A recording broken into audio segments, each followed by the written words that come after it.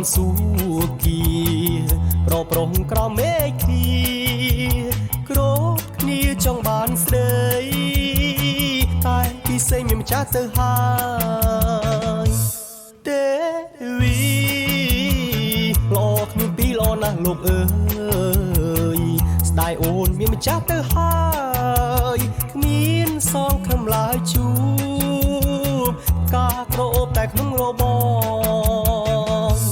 ទេវីបងជាធរណីអូនជាតារាទេវីកម្ពុជាការដែលរយទៅហើយអបការអើយនៅតែក្រអូប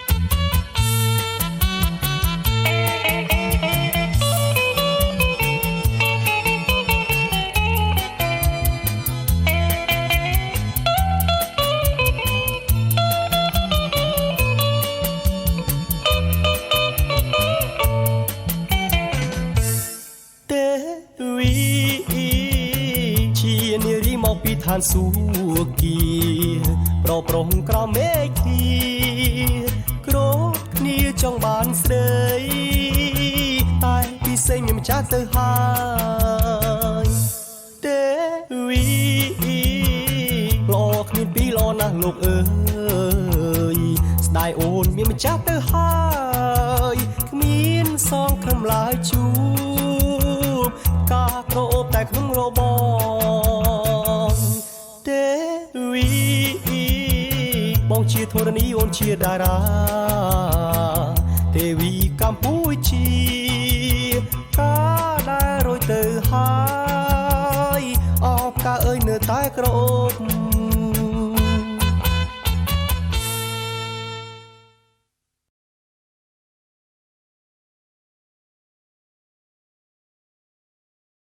នៅពេលរៀមបា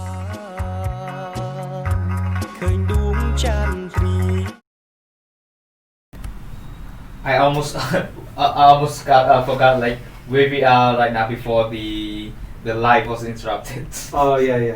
I think we finished up. We were talking about loans, like borrowing money and what the differences. Yeah, the question was like, why do people still borrow the cryptocurrency while they can like they also have a cryptocurrency and put it into the collateral and take back another cryptocurrency. Yeah, that's right. And it was really because the money that the currency that they're borrowing is worth more than the currency that they're depositing, and that's generally what they're doing that for. Or the currency that they're borrowing, has more liquidity available, so that you can use it in more places, perhaps for some kind of yield farming or something. In a simple scenario, like let's say that for the ether right now is 300 something, and then the more believe in that ether we're going to go up, you don't want to lose your ether, but you still need to buy or to buy the other cryptocurrency, not to lose your ether. Then you put ether as a collateral, borrow some DAI and put it into the exchange and buy the other first. That's right. Yeah. And how about the interest rate? Have you calculated, like do the difference from the existing financial institution? Yeah. Crypto interest rates or DeFi interest rates are better than centralized finance interest rates right now. Like the last check I saw, like typically you're not going to see anything, at least generally around the world, you're not going to see anything more than 3%. Perhaps you'll see that in Cambodia, maybe with Khmer Real, but typically in like US dollar accounts, you're not going to see anything higher than 3% in banks. But in decentralized finance, you can get like for pure interest rates, that is, for lending. So let's say you want to lend some money, as in you want to provide liquidity to a pool. I think I saw, because I checked it before I came there, just because I was curious, and it was something like 14% over for a year, which is pretty good with DYDX. But you have to lock it. I mean, when I say a year, you have to lock it for a year.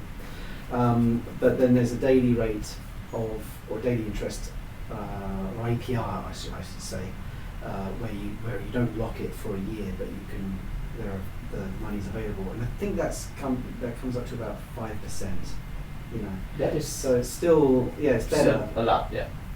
And you know, so you know, if you needed to, you know, if you had lots of cash, fiat money in the bank, then you could potentially convert that to crypto, put it through the DeFi mechanisms, and take it back out the other side, and you'll have more money. Right? I mean, that's one of the reasons. That's the thing that's driving decentralized finance right now. Yeah. Is the fact that you can really make your money work for you with DeFi protocols if you know what you're doing. Yes. You can make a lot of money. Yeah. As with everything, if you don't know what you're doing, you can lose a lot of money. And, agree. Disclaimer: I'm not an expert, right? Yeah. I must say that I'm not an expert. We will come to the risk analysis at the end of the session. I mean, I know of these protocols. I know what's possible, but how to, like, the best strategies to use right now, just as a footnote here, I couldn't tell you. I could not tell you. The strategy, the game is moving all the time. Yes.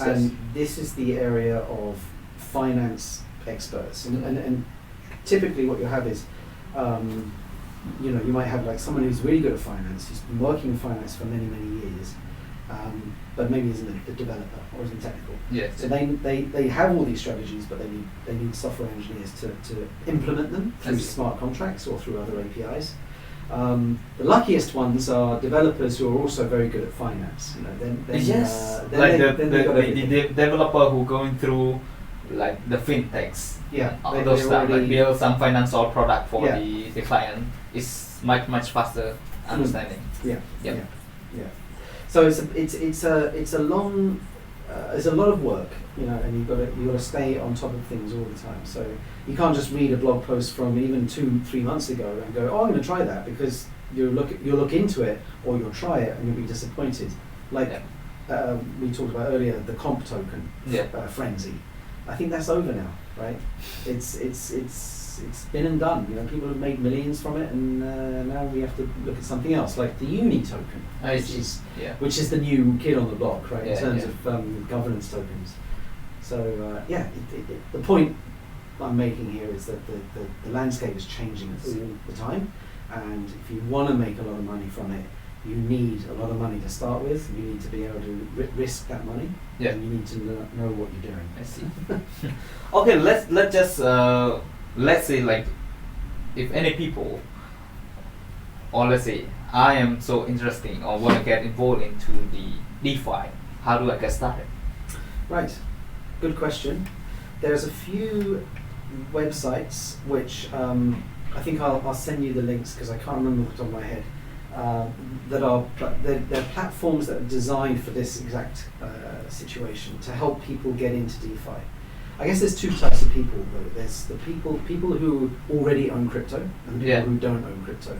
So let's not talk about people who don't own crypto, because we talked about that last week, right? So perhaps check out the other video. The previous video we talked about the blockchain, about the cryptocurrency. How do we get started? Kind of wallet. What is that? So let's assume you followed those steps and you've got some Bitcoin. Now you want to get into DeFi, right? Yeah. So that's easy. That's easy. Much easier, right? You need to have Ethereum. Typically, you need Ethereum. Of course, someone can give you DAI, or but typically, if you're starting out, you might have already received some Bitcoin, or you might have some Ethereum. And then what you need to do is find a DeFi protocol that interests you. Now, the easiest way is just to go with one of the big common DeFi protocols. This would be Uniswap, Curve, synthetics, balancer, and compound, Yeah. and others. But they're the ones that come straight to my head. Yeah. So they're the big ones, and so to play it safe, stick with the well-known ones. Don't go with these, anything new, because they could be high risk, and and they could even be hackers, which is happening all the time.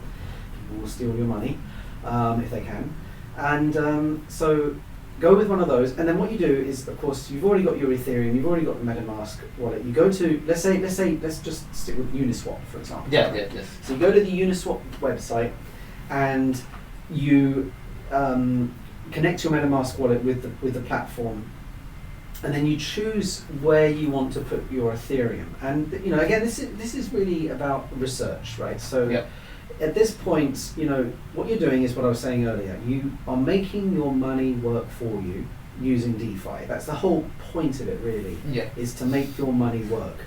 There's no point in somebody paying you, for example, $100 and you keeping it under your pillow, because in 10 years' time, that $100 is not worth $100. Yes. Sure. And the same goes really, mostly, with crypto, I would say. At least in the sense of, if you gave me 1 Ether, and I just held on to that Ether, okay, Ethereum is going to probably go up. Yep. But I'm going to be waiting. I'm going to be waiting. Okay, it's $350 today. Maybe tomorrow it's going to be $380, but maybe in the next week it's going to go back down to $340. Yeah. So in that week, I could have put my money in through a DeFi system, through a yield farming or liquidity mining process, thereby making my money work for me and turning that Ethereum much faster into 2 Ethereum, 3 Ethereum, 4 Ethereum, or the equivalent of, So converting it or putting it into an Ethereum DAI liquidity pool, for example, taking the liquidity pool tokens from Uniswap, which is the Uni token, which I think they give, not for all pools, but for some of them, they give you a token back.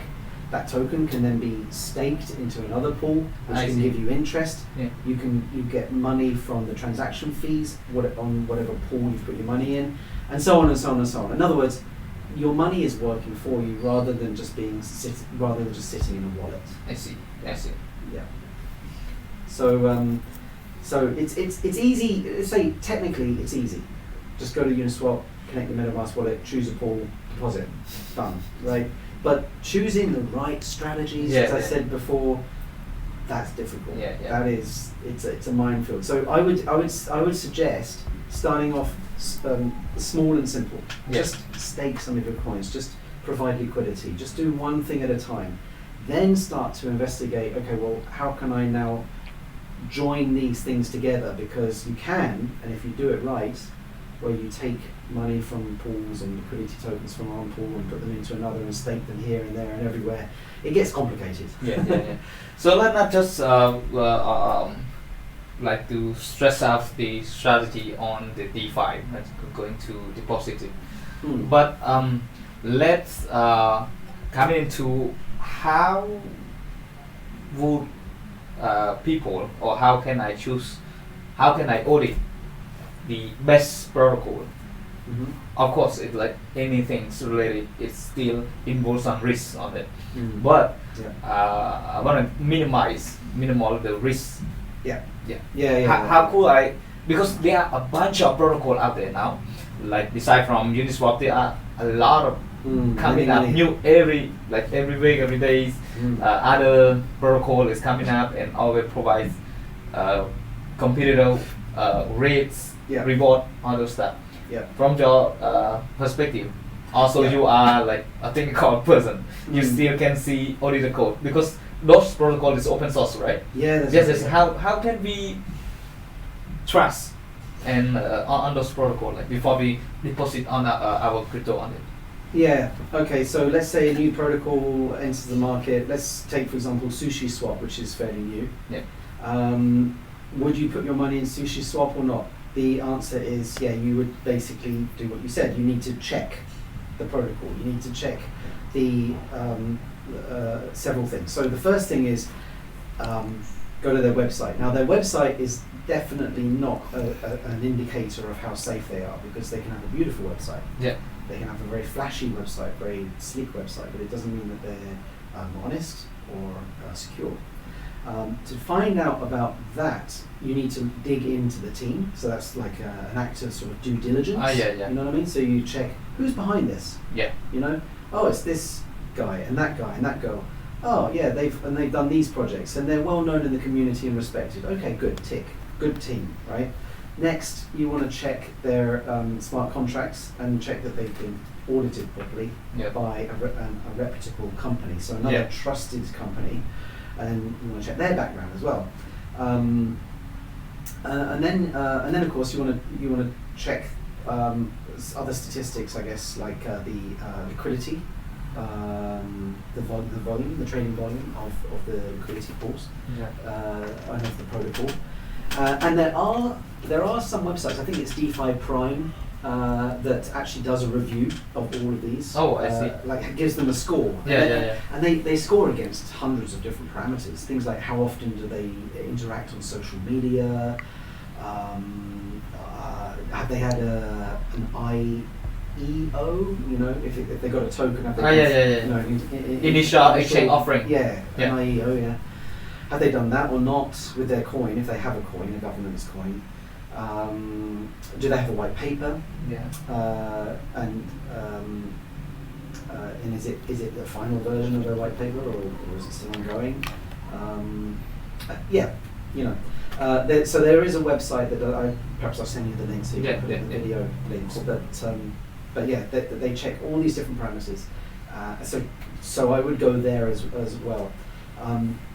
And I think another thing is to learn from the mistakes of others, or look at other examples where people have lost money. And there's a recent story, you may know about it. It's somebody lost $140,000 of uni tokens. So that's the token Uniswap gives when you contribute to some of their liquidity pools. He staked that in another platform called UniCat, right? And they took it all. Oh man. And of course, you know, probably a lot of other people staked their money in there too. And so what you've got there is a hacker, probably one or two, maybe just one person somewhere in the world. Not going to discriminate where they may come from, but it's somebody who whipped together a quick smart contract, a quick website, called it UniCat, said, hey, stake your uni coins and you'll get this, that and the other. People went there, did that, and then he went, thanks, because there was a backdoor. Because nobody checked his smart contracts. So be very careful. So read up on those examples. They're worth looking at, they're worth seeing how did that happen. You can probably still see the source code of UniCat, maybe, and you can get the sense of the dangers. That's very useful information. Yeah. You've been into the Uniswap, right? Sure. Yes. Mm-hmm. Did you stake? Yeah, I did. And I got uni tokens for it, which was very nice. I got 400 of them, which last week was worth $1,500, and that was just for, seemingly nothing, right? I mean, it's nice. It's a nice feeling, and of course, people are making hundreds of thousands of dollars, if not millions, right? But it was really quite nice when I logged into Uniswap and they said, we've given you 400 uni tokens. Please collect them. And so I just linked my wallet with Unitoken, and boom, it came in, and it's like $1,500. I was like, great, thank you. So but I'm not a heavy user of it, right? Like I say, I'm more of a technical guy. Yes. I'm getting into it more and more on the trading and the staking side of things. But it's I only use money that I can afford to lose, right? So I'm not putting in my life savings. I'm not putting in my rent money. I'm just putting in extra little bits of crypto that I have, right? I can feel how the strategy and the safety of your are going to make the decision, because for me, I don't really have much responsibility. Like, you got a kid, you got a wife, Right, well, I mean, yeah, it's another story. Like how will you play different role of like you don't want to put on your the own money. life or well-being at risk anyway. Yeah, yeah. Either. So even if you're an individual without a family to look after or whatever, you still should be very cautious about what you do with your money, and of course crypto and DeFi is risky. Yeah, It is risky, and it's risky for the reasons I just mentioned, and as well as things like protocol changes that might happen, security issues in smart contracts, and then bad actors, that kind of thing. So and of course price drops. I mean, if Ethereum price drops for whatever reason, it's panic stations on DeFi. Yeah, Right, because a lot, not everything, but a lot is backed by the price of Ethereum. That's why I remember. It's like it's this year. So many people will call it like the year of DeFi. 2017, the year of ICO. Yeah. Well, what is your thinking about it? Like it's just like it's just like the year of the protocol or technology on this space. So I, as you know, I wasn't actually really working much in crypto in 2017. So it was I was busy with other things, and I just wasn't doing anything in crypto. So I missed the ICO phase and the buzz and all of that. And actually looking back on it and reading more about it, I'm kind of glad I did, because it was a little bit chaotic and a little bit not properly moderated or managed. Yes. You know what I mean? Yes. Whereas DeFi feels different, at least to me. There's still massive whale loads of risk, massive. But I feel like there is, at the moment, it's the gold rush. So there's a lot of madness happening, a lot of prices going up, a lot of people making lots of money, huge percentage returns going through the roof and all this kind of stuff, which is great. And but I don't think it's going to last forever. It's got to. Nothing going to last forever. Yeah, it's got to simmer down. It's got to settle down to something, but it's not going away. Like ICOs have pretty much gone away, right? You don't really hear about them anymore because they were a bit of a mistake. But DeFi is not a mistake. It's going to stay here for the long term, and so it's just we're here right at the very beginning, and that's what's really exciting about it. And I think I mentioned this last time, and when I first started getting into blockchain, you think to yourself, wow, it's got so much potential. It can be used for anything. So then I'm like, well, what should I specialize in? Because you can't just say I'm a blockchain, expert or whatever, because it's everything, right? And it's like saying, I can build any websites. Well, but can you build a website for a hospital management system? Probably not, right? Because unless you've done one before, right? So that's why I thought I've got to specialize, I've got to focus on something, and I chose DeFi. And I chose it just for personal reasons, right? Not because I thought this is going to be the biggest thing ever since since the web, but it is, it's massive. So it's great to be part of this. Yeah. So last,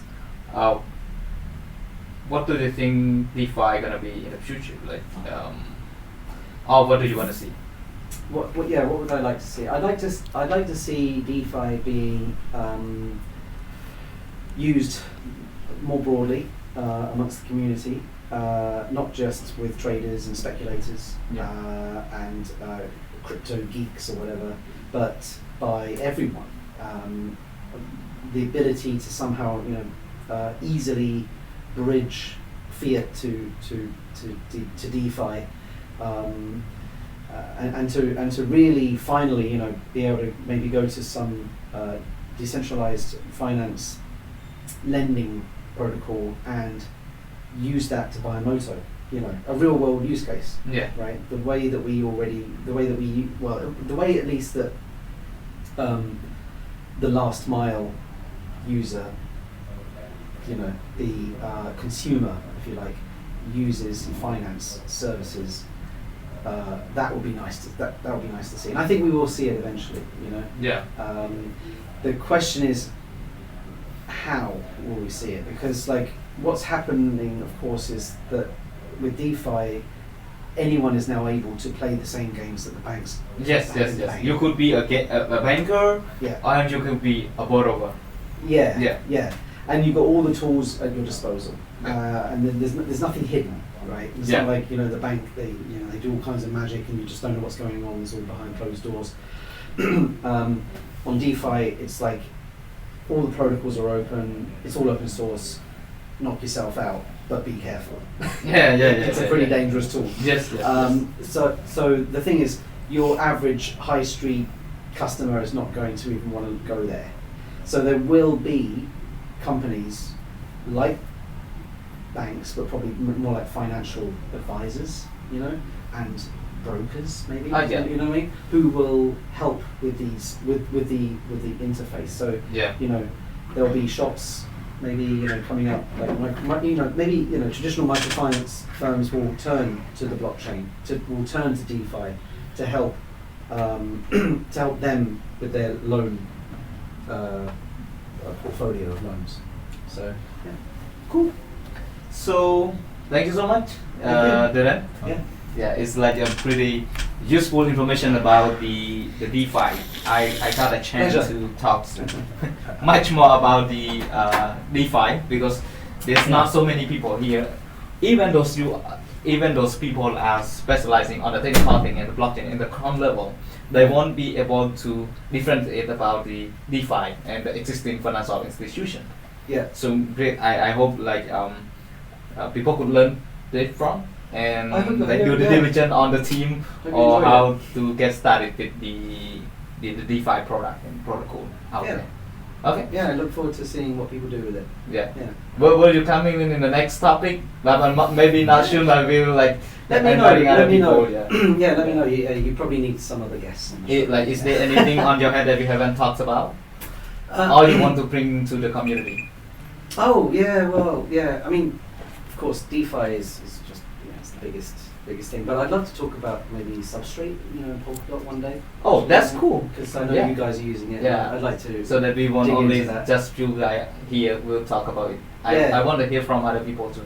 Yeah, exactly. So my opinion, my thoughts might be quite interesting because I'll be a newbie. Yeah. You know what I mean? I'll just like unwrapping the Polkadot present. Yeah. Maybe we will talk about the operational. Yeah, that's blockchains. Interesting. Yeah, that's then interesting.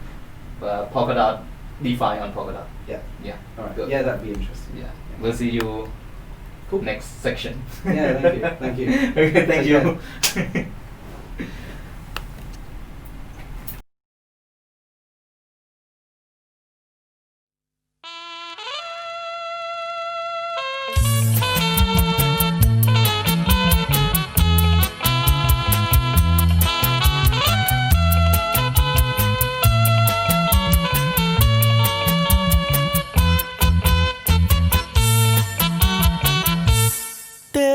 Dewi ជានារីមកពីឋានសួគ៌